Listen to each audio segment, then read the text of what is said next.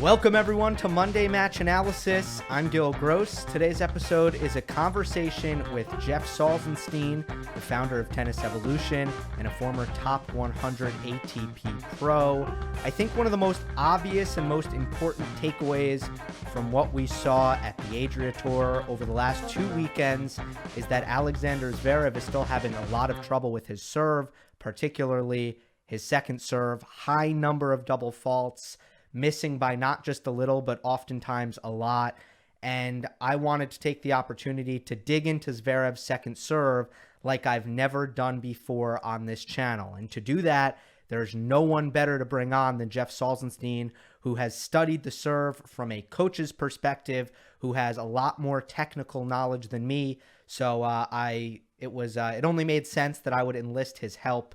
He does a great job at Tennis Evolution with online coaching videos, both technical and tactical. But of course, first we get into the breaking news from yesterday. There is already a video up on my channel about Grigor Dimitrov testing positive for COVID-19 and the cancellation of the Adria Tour. But I start on that topic with Jeff, and then we get into Zverev, mostly about the serve, a little bit about the forehand, about the mental game, about yips, all that good stuff. I think you guys are going to enjoy it. So without further ado, here's Jeff Salzenstein. We're joined once again by the founder of Tennis Evolution, former top 100 ATP professional, Jeff Salzenstein. Jeff, thanks so much for coming on again. Oh, just so excited to be here with you as things are kind of ramping up out there in the world of tennis in different ways. And we have a lot to talk about today. So thanks for having me. Man plans, God laughs. This isn't the main reason why we originally set this up, but yesterday Grigor Dimitrov tested positive for COVID-19 and they had to cancel the Adria Tour. The whole thing to me felt like a really big gamble, and it looks like they've paid the price here. Right. And Borna Coric as well, right? Yes. Yeah. So, and Djokovic, by the way, he got tested, but I don't think we have the results as of recording this right now. Let's timestamp this. We're waiting on Djokovic's results. Right. So leadership has a price, right? And if you look at how the world is evolving or devolving, depending on how you want to look at it, it's very important to have to make decisions that look at all angles, look at a 360-degree view. And I saw your YouTube or your interview or your synopsis of the Adria Tour, where right after they had the players party and they're all dancing and shirts are off and everybody's sweating. And as you alluded to, it's a recipe for disaster when it comes to COVID. And so I just think that in the whole scheme of things, we really need to take a step back. And as you've alluded to, take every precaution necessary to create a safe environment for tennis. And I think it can be done, or at least you can do everything you can possible, as you've said as well. And I agree with you 100%. Do everything that you can. And yes, there might be some cases that come up positive, but don't be irresponsible or negligent with the actions that are not always taken. Yeah, like I don't think this had much to do with the US Open. A lot of people were jumping to New York in late August and saying, "Oh, look at this. This is a terrible setback for New York." I look at this as completely two different things. This is, oh, they shouldn't play tennis and ignore all safety regulations, which has nothing to do with should they play tennis and do it in a way that's as safe as possible, right? Right. And I think, the flip side, and sound like maybe I come down hard on Djokovic and his team for putting this tournament together, but the flip side is that, we've gone through a really tough time around the world.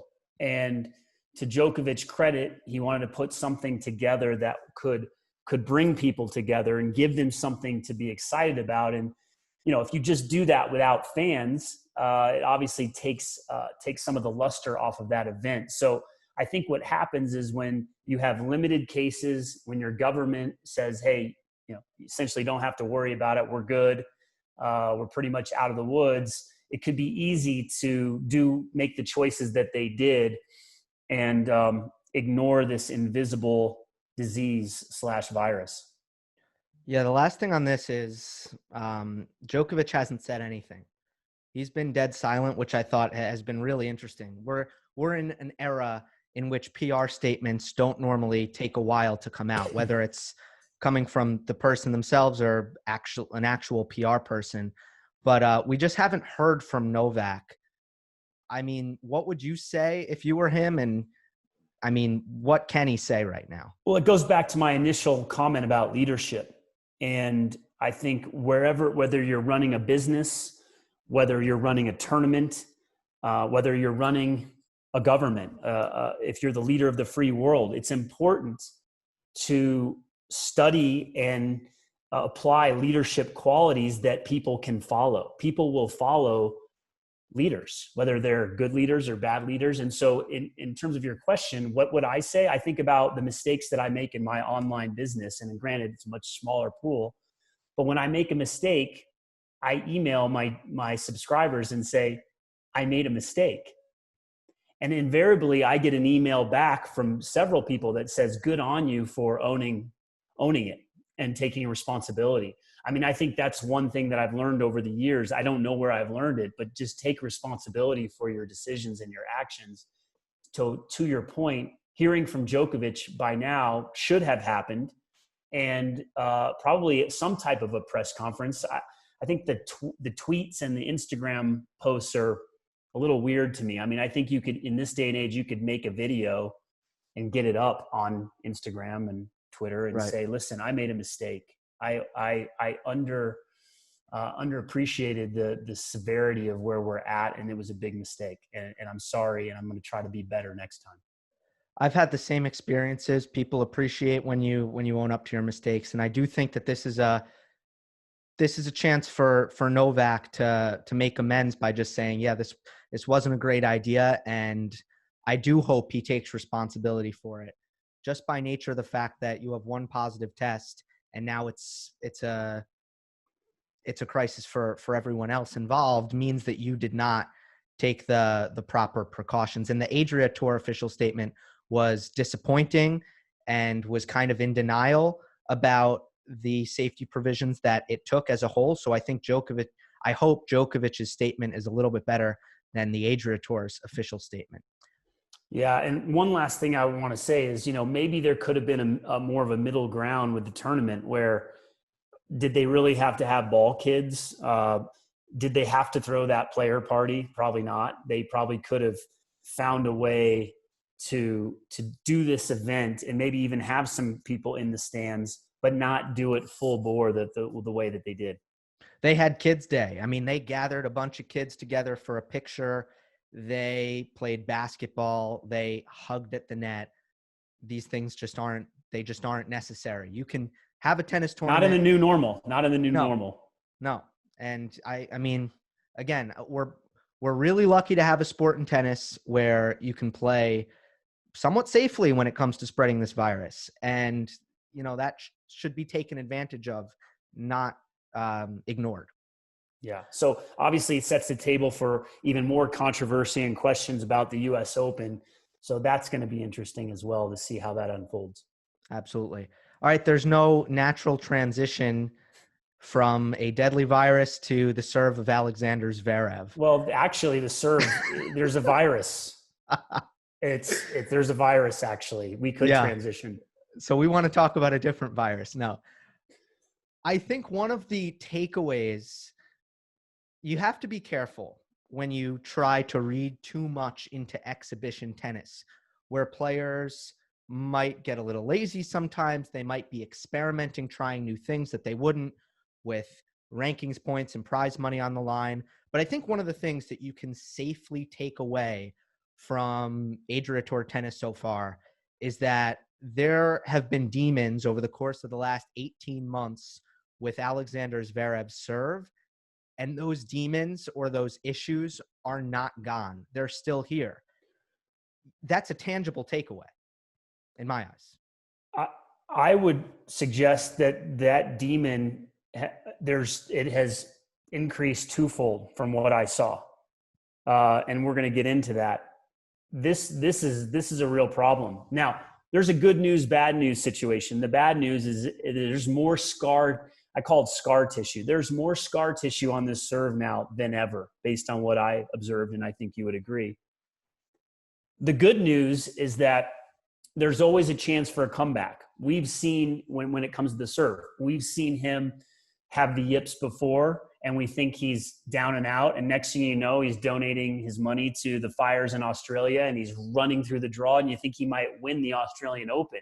You think, how can a guy go from serving so poorly one day with 20 double faults to the next day being pretty solid on his serve? Not at the level of a Sampras or a Federer or some of the others out there, but certainly there's a stark contrast. And so the good news is that if he gets the right focus up here and he makes a couple of tweaks technically, then he could actually, again, have one of the better serves in the world and contend for Grand Slams. But if he doesn't, it could be a sad case of an athlete going like this because they don't figure the serve out and they don't figure this out as it relates to that. It's amazing. I want to be a little bit self-reflective for a second, because I know on my channel, Alexander Zverev has been scrutinized and put under a microscope more than any young player.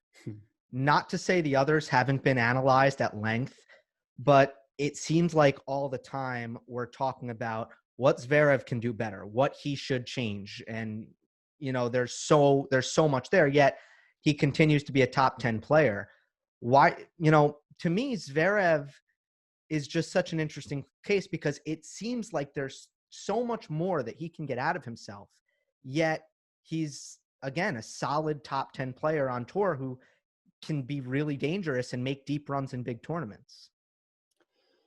The biggest challenge that I see as it relates to his overall game and development is if I compare him, and again, stages are different with ages, but if we compare him to Roger Federer, to Rafa Nadal, to Novak Djokovic in terms of their development, yes, they developed at different times. Yes, they went through slumps at different times.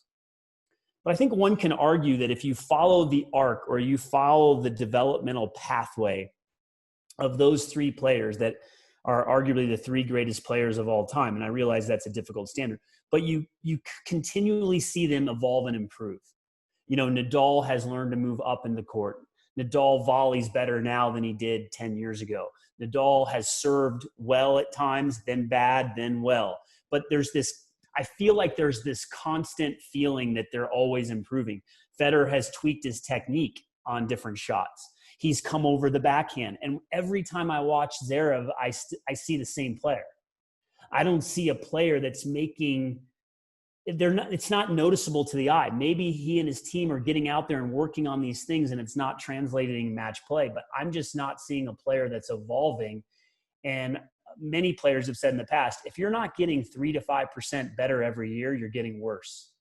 And that's where we might see him go as his career evolves. You look at guys like Roddick or Courier, they improved to a certain level, and then you saw this kind of downslide, whether it was injuries or them just not evolving their games. And this could be the case. It could go either direction with this young man, so we'll see. Right. I mean, Zverev, I don't want to say he did it to himself because that makes it sound like a bad thing. It's a good thing, but in 2017, he was a teenager winning Madrid, winning Montreal, or maybe it was Toronto, but Rogers Cup. You know, he was on this trajectory way ahead of his peers. If you're looking at where Tsitsipas and Medvedev and Shapovalov were at this time, I mean, they were nowhere near Zverev, and now they're right there. So not only have we seen that, well, maybe Zverev hasn't improved as fast as we might hope, it's also been very evident in the results. I want to go back to what you said. You used the word yips. I want to just talk about yips for a second. Have you ever experienced them as a player, and how would you define that? Number one, yes. And number two, the way I experience it, here's the thing. Here's the irony, and I have compassion and empathy. It might not sound like it because I'm talking like an armchair quarterback, tennis coach, announcer right now. But listen, I got to 100 in the world. It took me eight years to do it, 7 years, 2 surgeries. When I was a freshman in college, I suffered from the high toss syndrome. I had a platform stance. I had a pinpoint stance. I moved my back foot up. It took a long time to develop. I remember going to a tournament my freshman year in college where I was barely breaking 100 miles an hour.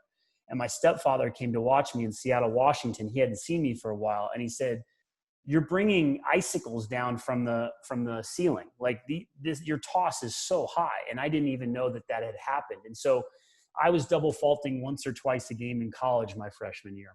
I got on the pro tour and was known as having one of the bigger serves on the tour after transforming it in college and beyond. And I threw in double faults. I got tight. I decelerated on the serve, which we see with Zverev. So the things that I see in him are things that I have personally experienced. I can't say that I experienced it to the degree that I'm seeing in this match, where you're hitting second serves that land over the baseline or that don't even hit the net. But I can relate to a certain extent what he's gone through. And I probably, in all honesty, I probably got the yips more than most pros, which is, again, ironic that I had one of the bigger serves on the tour and still had some of those issues.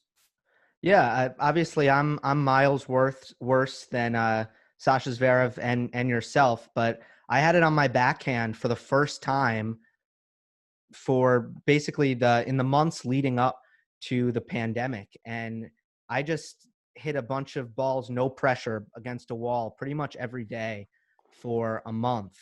And it seems like I've just gotten over it just from all that no pressure hitting. But it becomes a thing where you feel like you've forgotten how to hit the shot. You feel like a beginner. You know how to hit it. You've hit it before, but it's very much a mental block. So a lot of people say, well, for Zverev, how much of it is mental? How much of it is physical? And the answer is probably that they're very connected, and it's both.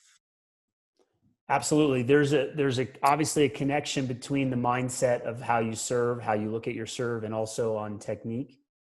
And they work together.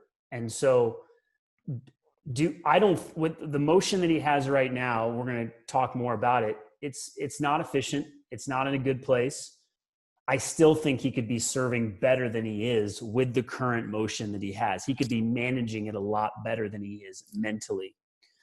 And the flip side is that if he makes a couple tweaks on his serve, he could be feeling completely different mentally. And from a mental standpoint, I know that when I step up to the line to hit a second serve, I can tell if I'm feeling a lot of anxiety that it might not be a great serve coming off the strings. And so one thing that's helped me in the past, there's two things mentally, is that number one, you have to get super clear on your target and make the target really big.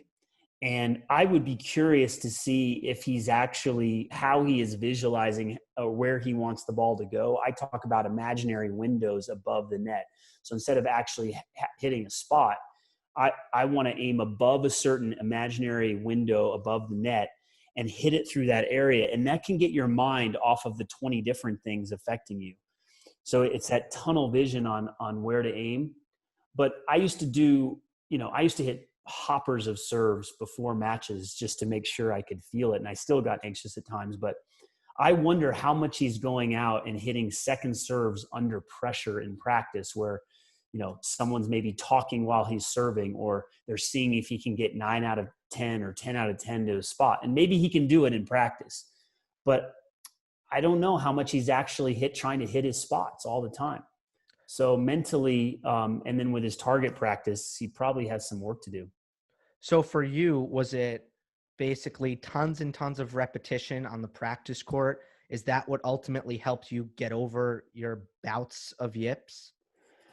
I mean, that certainly helps, the right type of practice. But I would say, and I was going to get into this a little bit more, and I'm just going to say it right now. When you get that anxious feeling, it's almost like you care too much. And you almost have to trick yourself into not caring, or even trick yourself into, hey, it's like, again, I've said this before to people around performance, it's okay to miss. Like when you start double faulting like this, it's almost like you're trying so hard, or you care so much, or you're so worried about the result. You got to get back to, okay, I'm just going to, if I miss it, I miss it. I'm just going to hit it to the middle of the box and you know, do the best I can, but not really care about the result. And it's easier said than done. But I've personally had experiences where I just step up to the line and I'm like, whatever. And I just hit to the middle of the box, and I do a lot better than when I kind of get in my head and I feel like I'm like I have to make the serve. Well, everyone would agree. The place you want to get to is where you're hitting a second serve and you're not thinking about the prospect of double faulting. You're thinking about hitting a good second serve and starting the point. Right. Yeah. It's a big there's a big elephant in the room right now. Yeah. So look, he can be a great player and double fault on 25% of his second serves, but he will always have that ceiling as long as this continues, right? And the mental damage that it takes, like I know how much nervous energy I wasted because I had to worry about my serve. If you don't have to worry about it, if you're Pete Sampras or Roger Federer and you just step up the line and you know you're going to make your second serves, it just takes the weight off of your shoulders that you can actually play. And so that there's more damage than just double faulting. It's psychologically, mentally a taxing toll to win 7 matches in a slam, 3 out of 5 sets. It's not going to happen with that type of anxiety on the serve. That's a great point. It'll weigh on you. Okay, let's look at the tape. So you can always tell when it's the yips versus when it's just a normal, run-of-the-mill double fault by the distance that a player misses. You're not going to see someone in a good state of mind miss a serve by 5 feet or in the middle of the net, but that's what we're talking about with Zverev. But throwing that aside, part of this is about having repeatable mechanics that you're comfortable with. So, Jeff, what do you see in Zverev's serve mechanically right now? So there's a lot going on here. And I was telling you earlier that, gosh, this guy is so talented that I feel confident. I've been studying the serve as a player and as a coach for 25, 30 years now. Like it's just in my DNA. I feel like if I had an hour with this guy, we could do great work if he was open-minded to it. And where we would start is the first thing is, and you noticed this, Gill, but when he releases the ball, there's no shoulder turn happening. And this is something I've seen for a couple of years. I've mentioned this, but he almost has this inverse shoulder deal going. The dominant hitting side shoulder right here is actually to the right of his tossing arm. Now, if we were to do a side-by-side of Federer at this stage of the swing right here, this is what I always look for, is what's happening when the ball is released.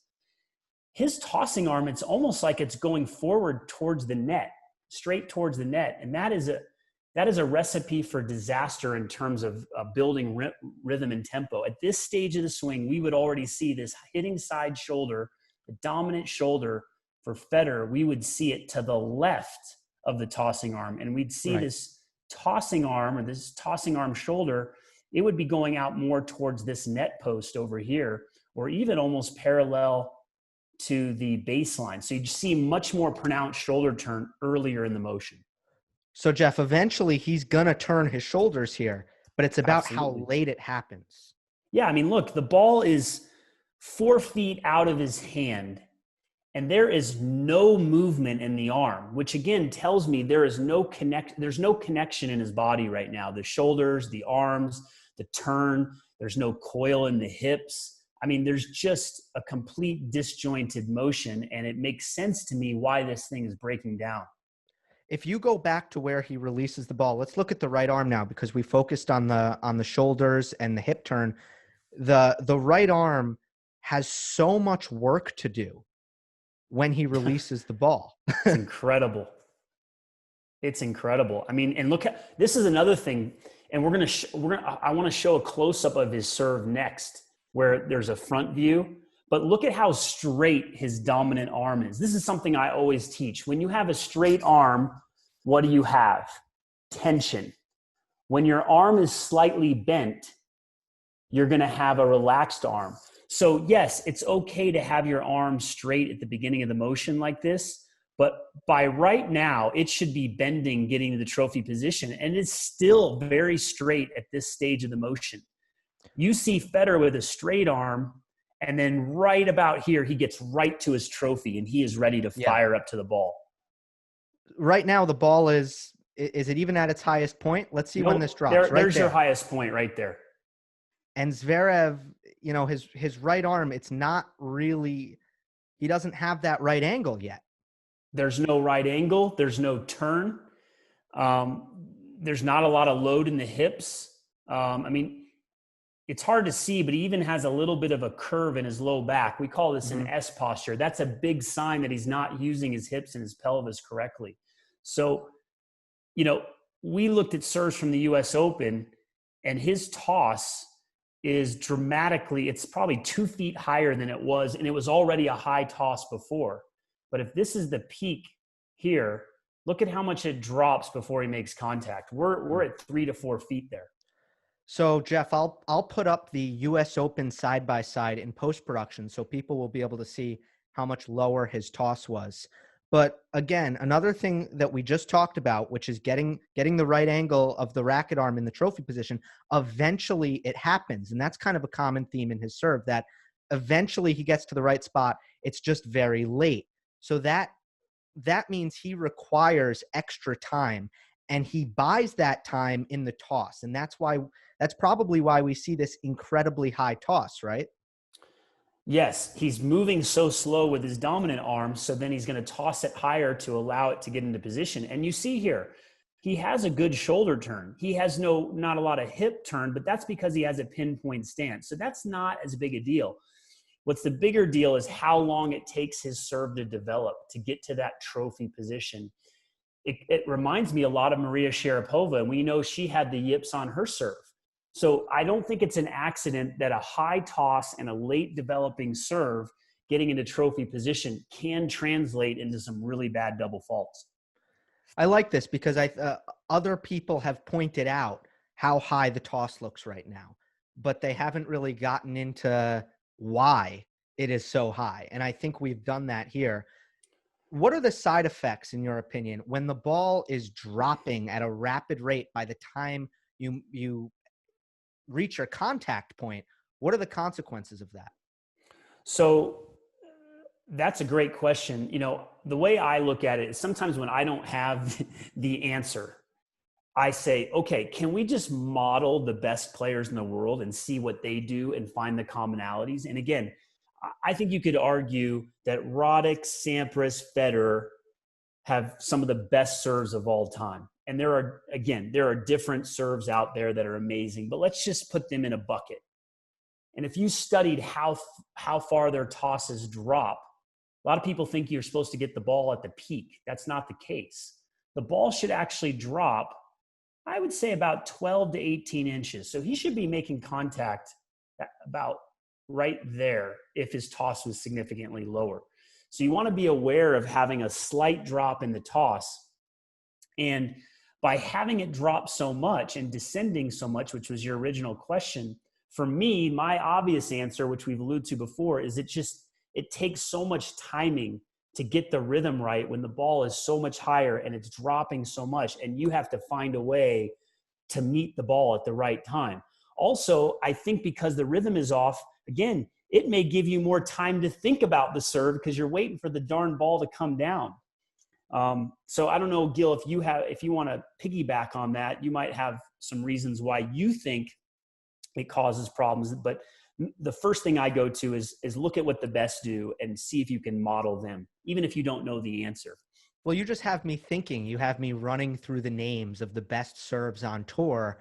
And you're right. You don't find a toss like this.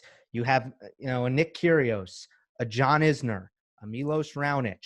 They all have somewhat low tosses, especially Kyrgios, especially Isner. The ball, it's dropping a little, but not much. If you want to look at the other side for a little bit of balance, Juan Martín del Potro has an extremely high ball toss. And Tomas Berdych had a very high ball toss, but he had double faulting issues. So whenever you're talking about something technical in tennis, you can find examples both ways. But I think it's safe to say overwhelmingly the majority of the best serves on tour do not have a toss that looks anything like Sasha Zverev's. When I'm teaching the serve, I want players to get to a trophy position in a very natural way. And usually that involves getting there pretty quickly. So once you release the ball, you start slow with your tempo. So it's okay to start it's okay to start slow here, but you just want to have the racket and the shoulders turning by now so that you can find that throwing motion. I mean, imagine, let's use an analogy of football. They always talk about with football, if you have a quick release, you can make it in the NFL. Well, that means you need to get that hand, that throwing hand, to the slot, to that throwing position. In order, you can't have it hanging down by your side until you get your arm in position and you set your feet. You got to get it up there. And so that's also why I have players start in a half serve motion, a la Jay Berger, because a lot of players really struggle finding that trophy position in an efficient way with the arm bent enough. And so if you learn how to do it with a half serve, then you can start to graduate. If I was working with Zverev, I would start him in what I call a 3/4 serve as well, where I'd actually have the racket starting right here before he releases the ball. And then I would make him bend his dominant arm and get to the trophy position as soon as he releases the ball. And by the way, Marin Cilic had a high toss. And what did Goran Ivanisevic do with him? He got it to lower and made it a bigger weapon. I was playing on the tour when Cilic was there, and he had a high toss like Berdych. Big serve. But I've always even wondered with Del Potro, I bet his serve could be even better if it was more efficient. So if Ivanisevic was working with Zverev, I guarantee you in a month, this guy would have a monster serve with a low toss. I can't say guarantee, but I think he would certainly lower it because Goran had a low toss as well. Got it right probably at its peak. Bob Bryan, he's a guy who gets it right at its peak. So you want to get going with your motion. You don't want it to be too fast, but certainly this is on the full spectrum of where you want to be. Well, Zverev, when he flattens it out and he hits big first serves, he does get good miles per hour on it. Oh, yeah. Bomb. There's so much, but it just takes so much time to load up. It really seems like it's come at a price of his consistent kick serve, and that needs to be your base. You need to be able to hit 10 kick serves in a row in the service box at the level that Zverev is trying to reach, or really has reached, and he's behind his peers. Yeah, sorry to interrupt, Gill. I want to point out something else, and I helped a player recently with this. I'm really big on a swing path that goes from left to right for a right-hander, especially on the second serve. And he's certainly going to go from left to right here. You can see the swing path start on the left side of his body. It goes to the right. But to make it even more extreme, to create even more topspin and kick, I have players finish on the right side of their body, right here, like Stefan Edberg or Boris Becker. And what that does is it forces kind of that left to right extreme path that creates more topspin. And I think that Zverev is actually kind of coming around the ball too much. You can even see that ball is almost slicing a little bit. So what I would do is I would actually move his toss even more, a little more to the left, just a little bit, maybe an inch or two to the left, and force him to finish on the right side of the body. And he would get massive spin. And then what we would do is we'd put targets down 3 feet short of the service box. So you see a lot of targets put on the service box here at the service line. I'd put it 3 feet short and make him make the ball land 3 feet short of the box. And what that does is it forces you to accelerate and get up and over the ball. And you get this it's like the ball drops off of a cliff. And with a guy as talented as this, it would take him 15 minutes probably to get the ball to drop short in the box if he had a visual target. So that's another thing that could improve his technique just by aiming shorter in the box. The last thing I want to hit is the acceleration, and then we'll move on from his serve. I used to, before I dug deeper, I used to attribute the deceleration tendencies as the number one reason why Zverev double faults. Do you generally want a player swinging harder and faster on the second serve than they do on the first serve? Because I know that that's something that I've always aimed to do. And I think a lot of players on tour will actually take a harder, faster swing at the second serve than they do their first serve. Yeah, I've heard that before. I think it could be the same. I think it could be more. I think it depends on the player. But the real key is what I alluded to earlier. If you put targets 3 feet short of the box and you say, listen, you're going to finish on the right side of your body. You're going to toss it a little bit more to the left. you don't get a point. So we will not give you a point unless the ball lands inside these tennis balls, let's say 2 feet inside the service line. So now you're taking the service line out of play. You're taking the long misses out of play. You've got to arc it and make it drop off the cliff. I think if you give a player at this level that kind of visual, that kind of focus, they're going to start accelerating the way you're talking about. And they're going to find the acceleration at the right time. That's another key, is when do you accelerate?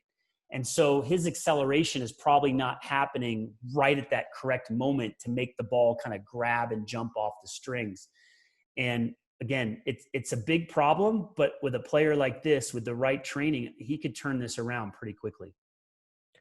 All right. So I think there's no arguing that the number one thing that Zverev should be worried about right now is his second serve. However, Jeff, you and I have both for a really long time now said, as amazing as Zverev is defensively, he's a great counterpuncher. He moves incredibly for his size.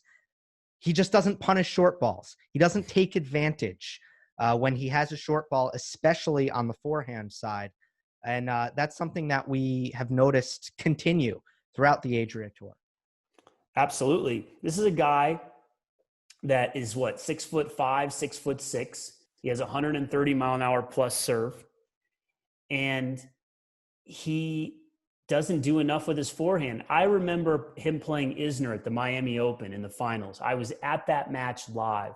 I told my friends before the match, I said, listen, Isner's going to win this match, because every big point he's going to go after the Zverev forehand, and Zverev's just going to struggle with it. He's going to shank forehands in big moments.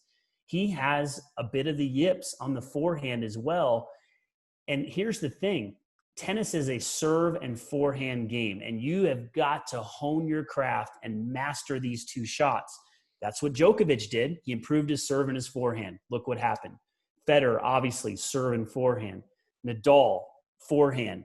He's improved his serve as well.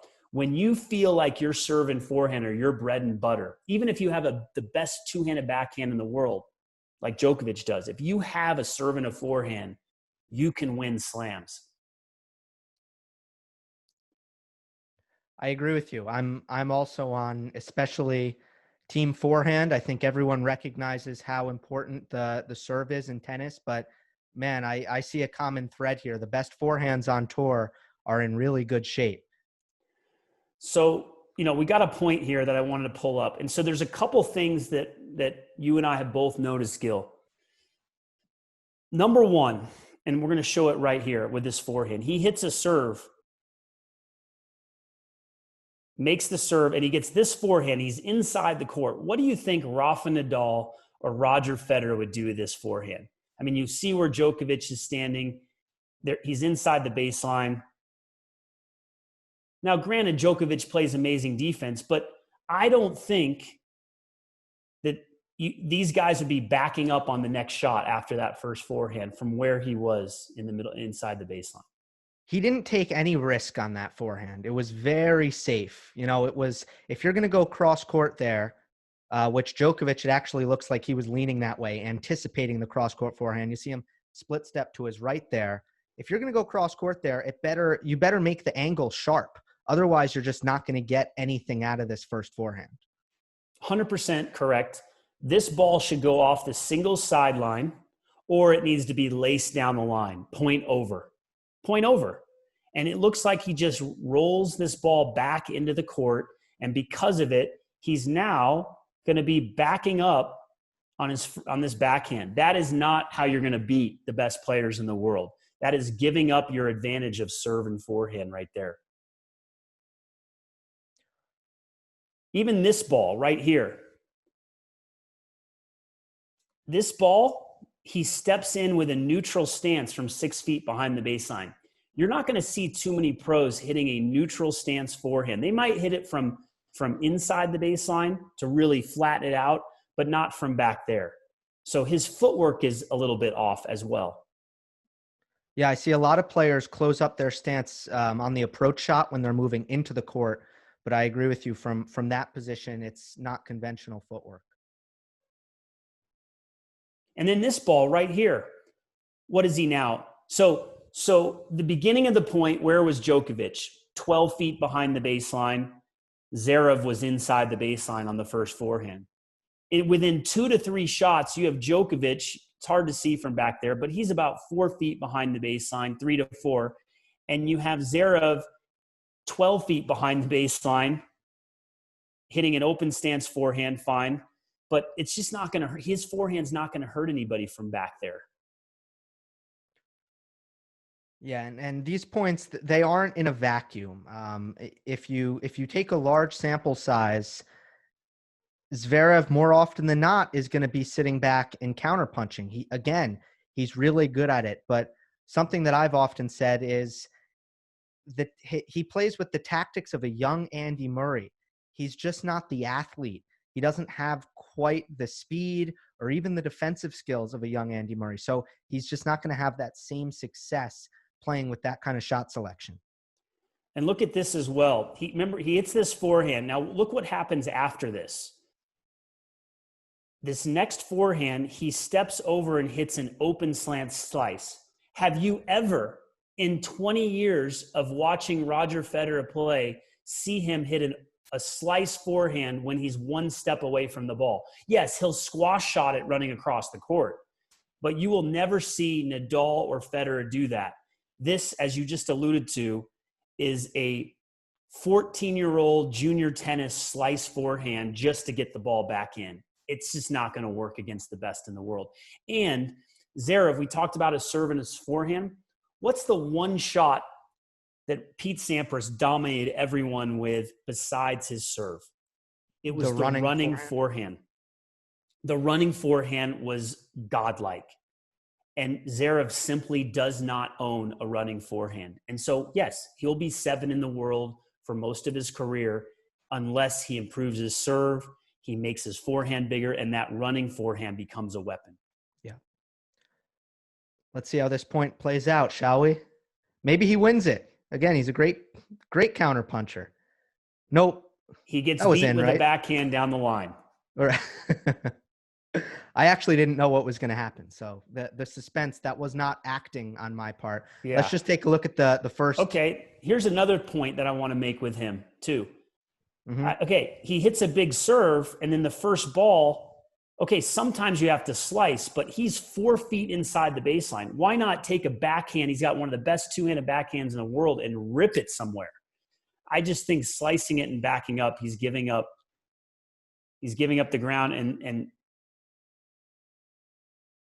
not enough with that forehand. So that's interesting, right? Off of a let cord. Do you think Nadal would make you pay if he got a sitter forehand right here? I think that most of the big forehands in the world there are making Djokovic play big time. I also think that Zverev lacks some racket acceleration on his forehand, and that ball has no pace on it because it hit that let cord. And I do think Zverev has trouble generating on that kind of ball. Yep. There's your running forehand. So if Pete Sampras was playing this match right here, so look where he is. Look how deep he is on this backhand. He would run across the court right here. He would run across instead of reaching. So Zverev reaches a lot on this wide forehand instead of moving through it more.